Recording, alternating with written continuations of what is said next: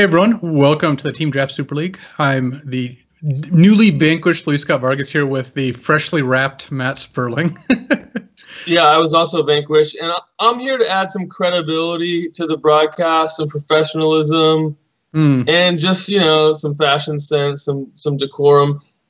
I'm dressed as a burrito, as I previewed on Twitter. I passed E for a great deck, and he smashed me with it, so I guess I deserved that.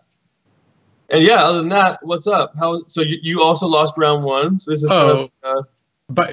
by a mile. Dave mulled to 5 and then just beat the living cheons out of me. So it was not pretty. Just pretty sweet white green curve deck. He had Jeru's Resolve and Mighty Leap when it was good to have those cards. And I was really not that. I was in game 1 a little bit, but I was not even in game 2. And my draws were fine. Like game 1. I couldn't play Electrify right on curve, but honestly, his draws they just destroyed me. So tell me about your deck first, and then we'll talk about how you drafted it. What is your deck trying to do? Cast Glorybringer mostly. It was my first pick. That was pretty smart of me.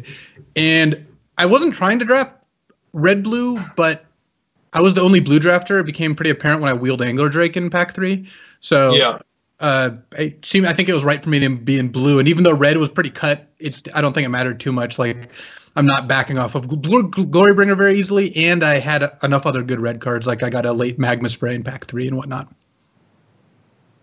Yeah, and I'm having trouble hearing through this tin foil because it sounds like you just described a conspiracy of your packs being set, and as you know, tin foil shields against conspiracy theories. Or wait, I don't know how it works, but all right. So your draft got to a good start with that pick 1.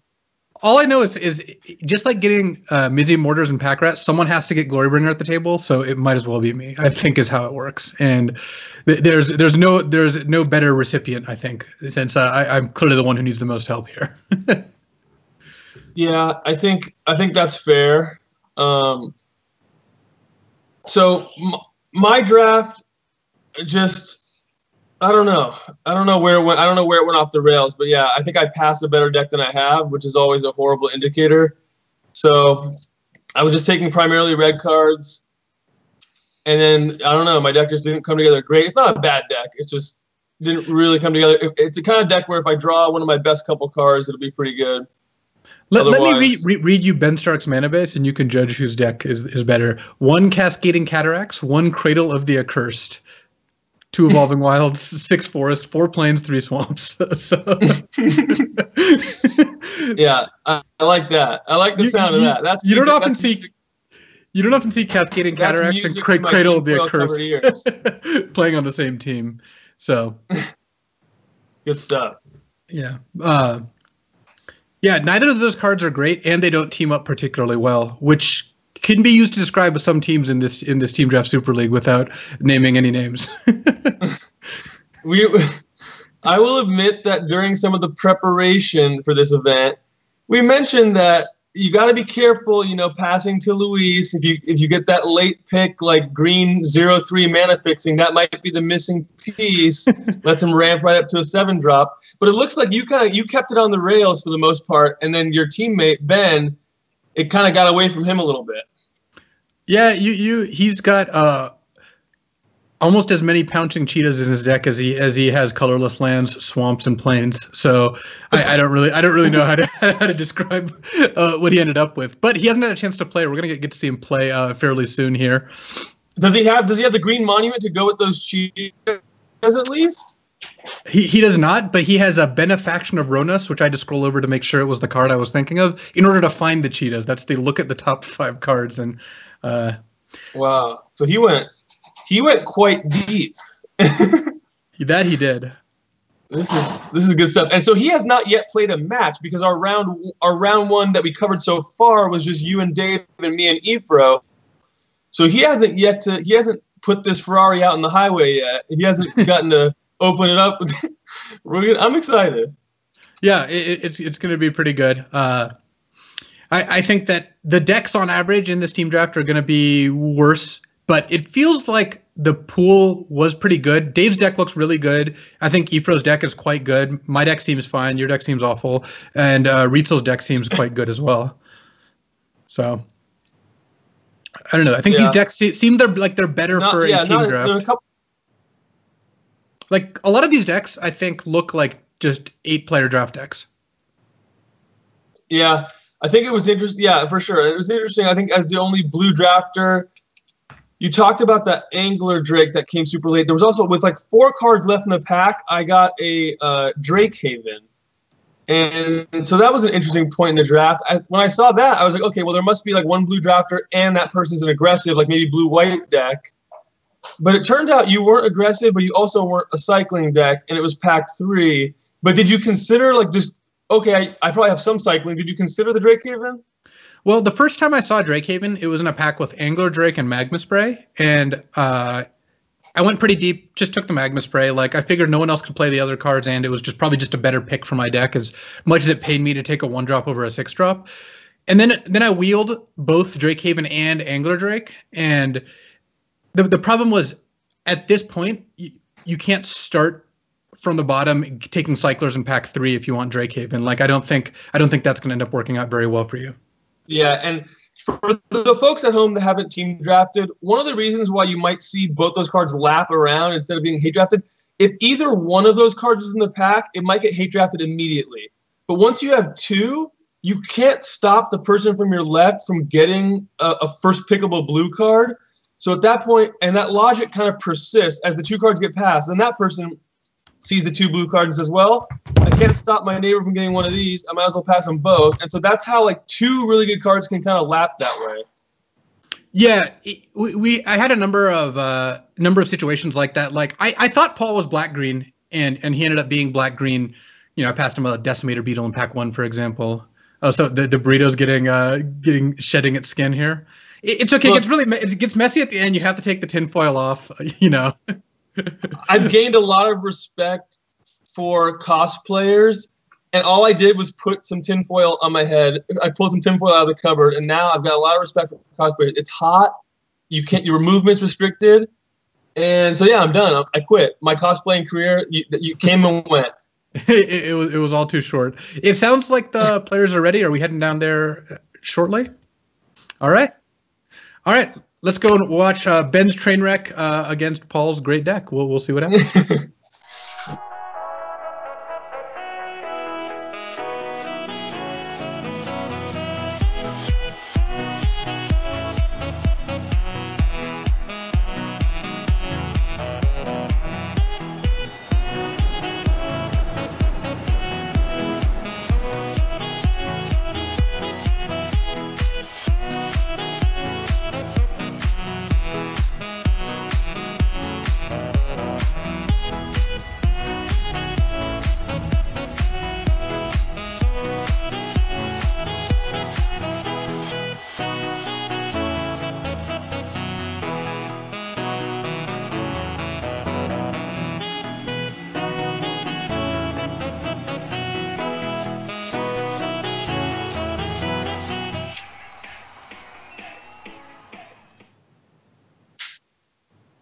Welcome to the first match of round 2 of the draft Team Draft Super League. We've actually got Paul Rietzl against Eric Froehlich. We've got the teams tied at 1-1. 1 piece of luck on the top and 1 piece of victory on the bottom. And we've got a good black-green deck against a good black-white deck. Matt, who do you think's favorite here? Yeah, this one's tough. I like the way that Eric's deck matches up in a certain ways. Multiple fan bear to tap those fatties like the Colossopede you see in Paul's hand. Naga Vitalist ramping out. One not really great against fan bear. And you see Eric with Regal Carousel, one of the most powerful cards in either deck. So certainly based on the hands, I mean, I like that. I've seen both deck lists, and I think that Paul has just a really strong deck. So I like Paul's deck a little bit better. But honestly, in the matchup, I might give Ephro a slight edge. Well, how are you breaking it down? I think that, in general, the Wayward Servant, Regal Caracal, Fanbear deck is going to be pretty good against kind of big green monsters, which is what Paul is playing. And Naga Vitalist is great at accelerating out something like Colossipede, but we're going to see here it getting tapped on upkeep, blunting its effectiveness, and then at some point, Eric's just going to let Paul use it, but Paul's maybe going to flood out a little bit because now he's got, essentially like 19, 20 mana sources in his deck. It is a recipe for flooding. You also see Eric playing Wander in Death to get back one of the most powerful cards you can have in your deck. So things are actually developing kind of nicely for Eric here. But on the other side of the table, Paul now can either play his Colossipede and go a little bit slow, or just get 5 damage in right now with the Croc. So actually, both players are actually developing on plan, and it's just going to be a matter of, is Eric's rare just too powerful? I think might be what this game comes down to. My guess is that Paul's a little ahead here, just based on what spells both players have access to. Paul just has 2 giant creatures plus a Soul Stinger, which is going to be kind of annoying. On the other hand, Wander in Death plus Regal Caracol is a very good combo, as you mentioned. Eric, unfortunately, is historically known to flood out in the games where he isn't getting mana screwed, so it's going to be hard to see how he overcomes that. Yeah, if there was like a museum for the victims of mana flood, I think there'd be a bust of Eric Froehlich in there in one of the main wings. So you do want to look out for that. In this set in particular, we saw at the Pro Tour players choosing to play decks with 15 land, saying, look, the early turns are more important than playing 17 land. I'm just going to flood later in the game. I think these two players have more mana sources because their card quality, the power level here, you're not seeing a bunch of, Slither Blades, and the only 1/1 lifelink cats you're seeing are those tokens. Yeah. Paul's got access to some good combos here. Doom Dissenters can just turn it into zombies. They're good receptacles for these -1/-1 counters that the Crocodile and Soul Stinger bring. But it's hard to race the cats, and because of that Wander in Death, Eric, I think, is going to be prone to maybe trading off some of his cats, or especially the Regal Caracol, in order to get it back. Though he would love to find another creature. I suppose the Winged Shepherd's actually good enough. Maybe he's got the time to do all that. Yeah, I think it's going to depend on what Paul can draw. A couple lands from Paul. Now Eric's going to get to kind of set up whatever he wants to do. A couple more threats, and I think the texture of the game may change. Eric actually, even though he is a little bit flooded, he's set up pretty nicely. He gets to just trade off the big cat, get it right back, and then fan bear that turn. I think Eric set up pretty nicely. Yeah, it looks like that's going to be his plan here. Does it seem realistic to you that 2 cats could take down something called a Colossipede? Or maybe is that a question better suited for Ben S? Yeah, I'm not a registered or certified flavor judge, so I can only offer an amateur opinion that I think 2 cats would have a hard time with a Colossipede. Yeah, that's my take as well. So Eric, after Wandering Death back 2 cards he can't cast, has the option of either using Fanbear or leaving up Impeccable Timing. Seems pretty likely he's going to Fanbear the Crocodile at this point. And then he's not really even taking that much damage this turn. Yeah, I think one of the reasons to use the Fanbear, we haven't seen, he can't see Paul's hand, and Paul hasn't had an opportunity to play a combat trick necessarily. I mean, I guess last turn he would have, so that's actually not 100% true, but the creature that Eric would want to kill with the timing is a 5/4. It would involve a block, and then any of Paul's removal that's been hanging around. It just seems like a riskier play. You just tap it down, and Eric goes ahead and goes for that play. It's just safer, and you negate the Croc for sure that way. The anti-counterspell measure of Prowling Serpapod not really coming into play in this particular game. Yeah, although it says it can't be countered. So if you tried to put counters on it and you didn't know the rules very well, you could get something out of that. But on Magic Online, probably not going to be too successful with that. Well, all bets are off. We've got an army of cats here. And there's that land you were talking about. Because, see, Eric has drawn 8 lands and Paul's drawn 6, but those 2 Naga Vitalists are essentially serving as just lands here. And at this point, Paul, even though Paul has a lot of big creatures in play, I think Eric actually looks ahead. Like he's not losing this game rapidly. Yeah, and I think Paul, if you look at Paul's I mean, if you pull up Paul's deck list, there's just not a lot that gets the big cat off the board, and that's really how you attack that particular rare. Is you get the one that has the built-in Crusade off of the board. But you see, Paul just has to attack into it. He doesn't really have an alternative. If he waits around, he's not going to find like a bunch of removal spells to get rid of it. They're just not in his deck. Yeah, and I really like this double block here. Eric actually throwing a third cat in the mix, just in case Paul has a +2/+2 trick, shed weakness or what have you. Also, he gets to gain an additional 2 lifelink. Yeah, the players with access to deck list enables that triple block. When you know the opponent doesn't have final hour, doesn't have pump, I mean, blocking becomes a lot easier. So that's actually a big weakness. Paul's playing a green deck that has to play face up, and it's actually an interesting drawback just based on how the format plays. Paul here looks like cycling this Wasteland Scorpion because it's not going to punch through here. It can trade for a cat token that Eric got essentially at a steep discount.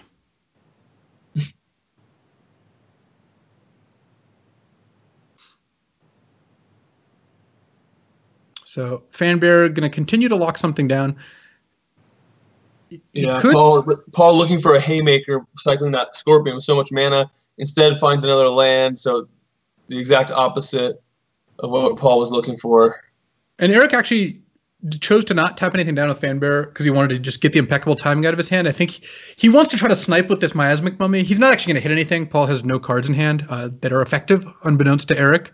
But Eric is still going to want to empty his hand here and then play the Mummy. I mean, I'm a fan of what's going on here. It looks like Eric is firmly in control, and Paul's going to have to find something pretty good to break through. Eric chose when you think about the Wing Shepherd.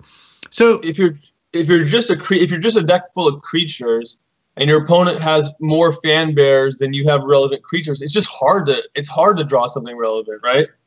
It just doesn't seem like it seems like it's gonna be really hard for Paul to ever come back from this game state. Yeah, and this was a great draw for Paul, and Regal Caracal just took the wind out of his sails. I mean, Paul had Naga Vitalist, Crocodile Lacrosse, and Colossipede. A little light on interaction. He has yet to draw a card that can interact with Eric in any way, but that Regal Caracal just did the trick, and wow, painful lesson. That is what Paul's being taught here, unfortunately, because Eric is just crushing him right now. Yeah, this is just, it went from, well, I don't know how the next 6 turns are going to go to there's not going to be 6 more turns. And Eric just casting mini Grave Titan there, Stir the Sands. All right, Paul with something. The important thing about the Quarry Hauler, I guess it gets the Soul Stinger closer to death. If Paul can find a way to sacrifice that creature, getting that Winged Shepherd off the board would relieve a lot of the pressure that's on him. Unfortunately for Paul, Destined to Lead is one of his power plays in boards like this, but because of the Fan Bears, Eric is just going to be able to lock it down.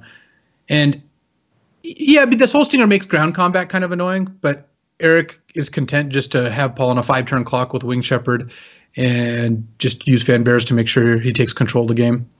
Yeah.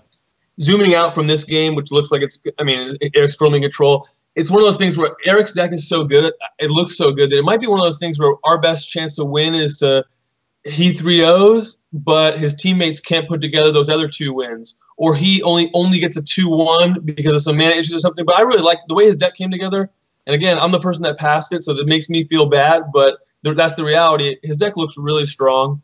It just has the synergy, it has the powerful rares and uncommons, Stir the Sands, the big cat, and then just all the commons that you want with Fan Bears and Blinding Mummies, or Binding Mummy, excuse me.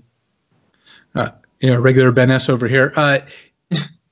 As usual, your guys' best strategy is to hope Eric gets unlucky and only goes 2-1, and that me and Ben can't cobble a match win together to save our lives. But though that strategy has gotten harder since GP San Jose, now that we replaced Paul Cheon with Ben Stark. All right, so Paul did not find a block that he found even palatable, so he decided to just go to the next game. He's not here to waste anybody's time. We can now see the deck list, see some of the deck construction choices made. Paul scrolling through his sideboard looking, okay, do I have any way to get out of one of those fan bearer type of lockdowns where, yeah, I can put a couple big creatures out there, but they're kind of easily neutralized. And it just doesn't look like he has a lot in the sideboard. No, and I wouldn't expect there to be massive amounts of sideboarding in this particular format. I think if you're sideboarding like 3 or 4 cards, then you probably did something wrong in deck construction, just because you have a good amount of knowledge about what your opponents could be doing, and there's not that much customization you can have. I mean, sideboarding a card or 2 is fine, but for the most part, I wouldn't expect these teams to do a whole lot of it. No, I think you're absolutely right, and I think it's also fair to say that you don't have so many playables like you often do in an 8-person draft, where I've just got all these extra 3 drops and 2 whatever in your sideboard. It's just because people are picking off your playable cards instead of passing them to you late. So you saw neither player has powerful cards in the sideboard, really. They just have a good main deck. Yeah, that's similar to me, except I don't have powerful cards in the main deck either.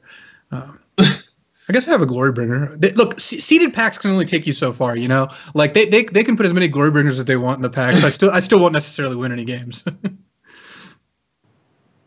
Eric's draw looks amazing here. Paul's less so, although Forrest, big step in the right direction. Yeah, Forrest is quite good. Here's where Trial of Ambition being a sorcery really hurts, because Paul basically would have loved to play that to kill the 2-drop and then play his 3-drop, but instead he's going to just be cycling. And, well, Destined to Lead. I mean, Paul's hand is good. I still think that Regal Caracol is going to just give Paul so many problems here. Yeah, we saw it last game. I mean, it's possible to set up the timing such that you can Destined to Lead and, kill the big cat, put 1 damage on each of the small cats. Wow, that was a great draw. Cursed Minotaur, tapping down the Kudu, hitting in for 2, and then giving Eric a good amount of momentum. Right. I think that's, yeah, when you do a missing piece of the curve, comes right at the top, that's always going to help. Paul's curve filled out here as well, because he now has 2 2-mana things to do this turn. So I don't, it looks like both players kind of improved in the draw step here. Yeah, they both drew basically the thing they needed to. Paul needing a 2 to fill out with his other 2-drop, and of course Eric drawing a 3-drop to play on turn 3. And that extra mana from the Vitalist, sneakily pretty important, because we already talked about Destined to Lead might have to match up with the turn 5 Caracol. So will it play out that way? We don't know, but it looks like it might. Well, Eric drew a nice one. He painful lessened into a fan bearer, so he got to use all his mana that turn. But Paul also drew something pretty good. Crocodile the Crossing, especially when you can dump the token on Naga Vitalist. It's going to put a good amount of pressure on Eric. But again, Regal Caracol does a pretty good job of stabilizing. And Paul's going to need to draw a land. If he can Destined to Lead both in the same turn, this is his opportunity to... Yeah, this next draw step is going to be absolutely huge. I mean, even the fan bearer. Well, I guess the fan bearer gets to attack now, so it wouldn't be forced to block.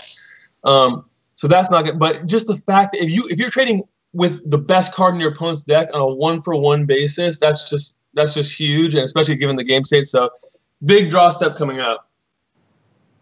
Oh, unfortunately, Paul missed, which is just a real shame. So now Eric's going to be in pretty good shape here, hiding behind his wall of cats.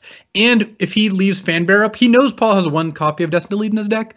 Leaving Fanbear up can mitigate that significantly. Yeah, definitely. So that was a huge turning point there.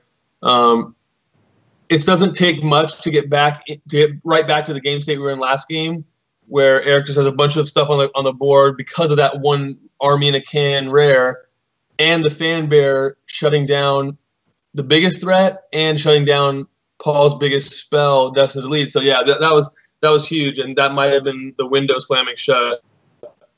for this match. There's still some play left to it.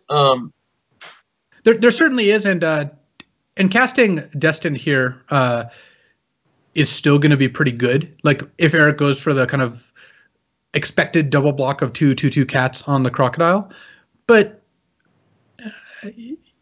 I still like Eric's side of this. I do think that Paul has an opportunity with Unburdened to really get Eric, because so far it hasn't done anything, but Eric's hand is all gas, and if that Unburdened gets cast before Painful Lessons, then you could see it taking like Painful Lessons and like Impeccable Timing out of Eric's hand, or whatever the last two cards end up being. Yeah. I mean, that block works out well under the circumstances. Paul having a follow-up play, really helpful.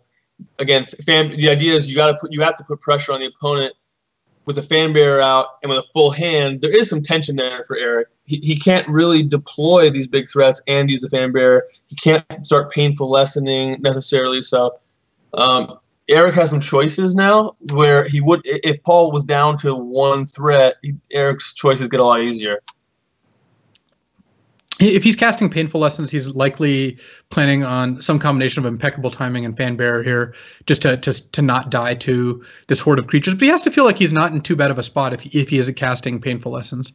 So, and it sounds like we've got an update. It looks like Ben S. completely tricked Dave Williams with a Pouncing Cheetah end of turn and attacked for Surprise Lethal. When I guess Dave could have played around, is what people are saying. All right, so Ben, with that deck, he has a win. He's feeling great. It doesn't even matter now. He's playing with house money with the rest of his matches. So that's good news for you guys. More good news for your team.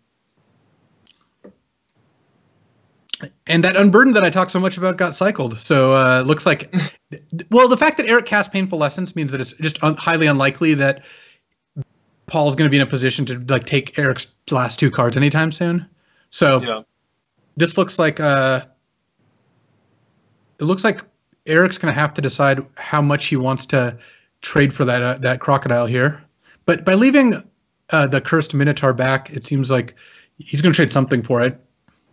Yeah, and Paul choosing to put the counters on the croc. I'm not sure that worked out for him. And ultimately, it might have been better for him to kill off the Vitalist or shrink the Kudu, because that 5/4 just matched up a lot better than the 3/2 did on this board.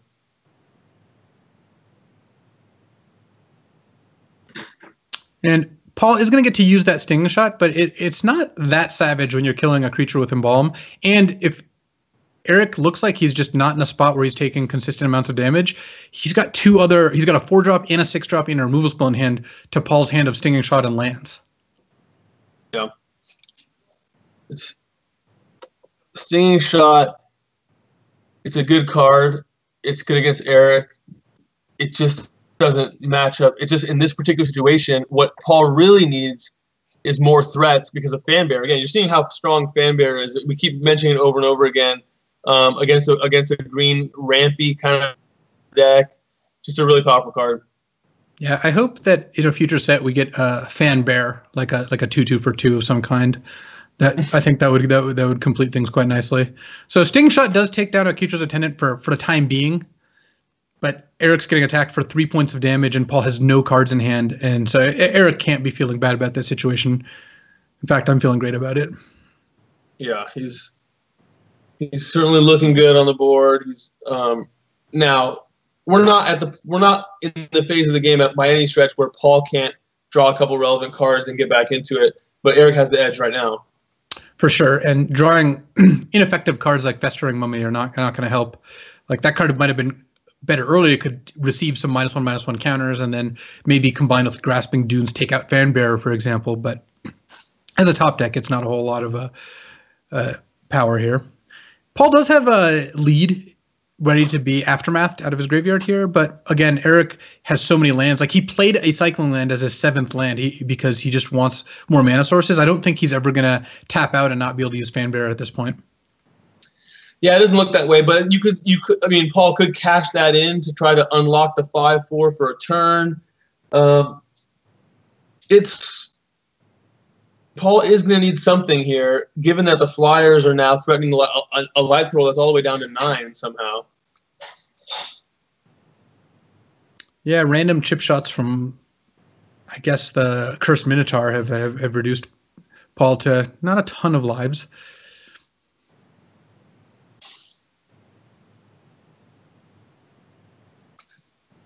Paul looking to draw something like Cartouche of Ambition. Cartouche of Ambition. Yeah, that would be a solid draw here. It could pick off the Minotaur, return Trial of Ambition, and then force Eric to sacrifice one of his bigger threats.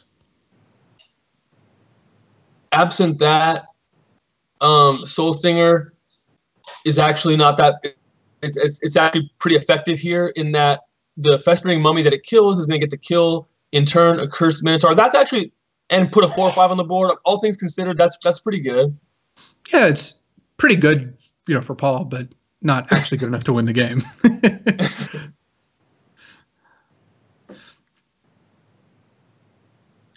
And Eric's also just drawn like 4 land in a row, and it doesn't seem like it matters too much. He's still got that Keecher's Attendant ready to embalm here. So, yeah. And Paul's just dead next turn to the Flyers. So there we go. There it is. All right. So Team Channel Fireball goes up 3 matches to 1. Given that off camera, Ben Stark defeats David Williams, and on camera, we had Eric Froehlich defeating Paul Rietzl. So who was the one in that equation? What's that? I was going to say, who was the one in that equation? And then the answer is, of course, me. Well, a lot of magic left, I'll remind you. We have a lot of magic left, and as they say, those who can't play commentate. So we're going to be seeing how that goes. I don't know what the pairings are for next round yet, but I'm sure as both of us, having received our match losses, are itching to get back onto the battlefield, because you can't follow up a loss with another loss, right? So no, well, you certainly wouldn't want to. It's going to be Eric and Dave in the commentary booth when we get back. So Eric and Dave, both good friends and experienced commentators. That should be really fun. They both have experience in the Vintage Super League. So they're going to be teaming up to bring you commentary shortly. And we're going to have 2 more matches coming up in this next round. Now, with our back against the wall, we're going to need to start to put together some wins, some momentum, which I know we all believe is really critical. Yeah, it's stock momentum theory, Yeah, I think if I had to describe what team draft in one word, I would say momentum. On that note, we'll be back after these messages with more of the Team Draft Super League. Looking for a challenge? Magic Online